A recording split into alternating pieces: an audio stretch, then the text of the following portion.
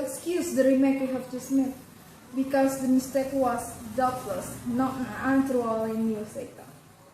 I ask you to sit down. If the invitation consider me your honeysuckle, consider it wrong.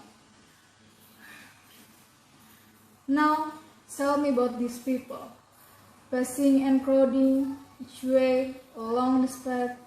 Where are they going? Why do they hurry so? Are they happy? How fascinating they seem to me, passing both their beautiful dreams and their common worries. I come here to sit because here only can I beneath the great, common, throbbing heart of humanity. My pouring life is scarce, but its beatings never fall. Can you surmise why I spoke to you, Mr. Parkenstacker? It is simply impossible to keep one's name out of the papers, or even one's portrait. This veil and this hate, my mask, of course, are my only protection. They furnished me with an icon. You should have seen the shepherd staring when he talked I didn't see. Candidly, there are 5 or 6 names that belong in the Holy of Holies, and mine, by the accent of birth, is one of them. I spoke to you, Mr.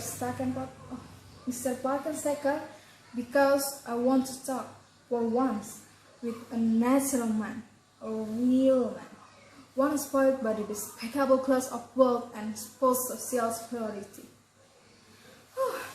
You have no idea how weary I am of it.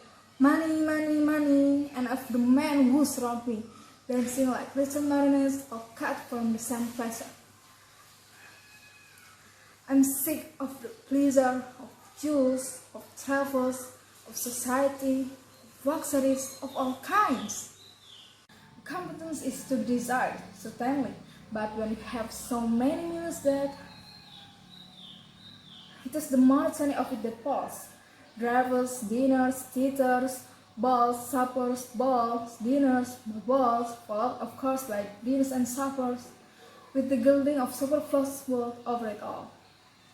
Sometimes the very tinkle of the ice in my champagne glass nearly drives me mad.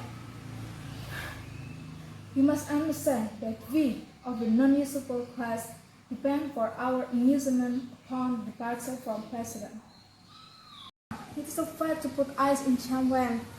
The idea was originated by a visiting Prince of Sartika while dining at the wardrobe.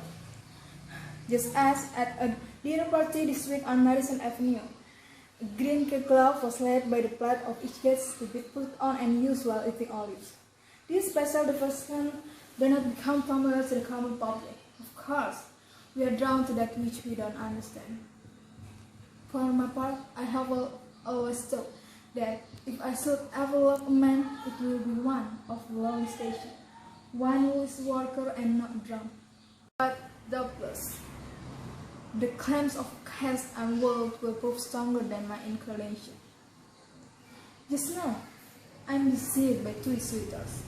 One is grandeur of a German principality. I think he has or has had a wife somewhere, driven mad by his intemperance and cruelty. The other is an English marquis, so cold and mercenary that I prefer even the diabolical nature of the two. What is it that impels me to tell you this thing, Mr. Parkenstacker? I'm sure you understand when I say there are certain expectations of a young lady in my position. It will be such a disappointment to certain members of my family if I were to marry a commoner, as we like to call them. You simply cannot imagine the scandal it will cause. All the magazine will remark upon it. I might be cut off from the family fortune, and yet the calling could be too humble, where the man I love all that I wish him to be.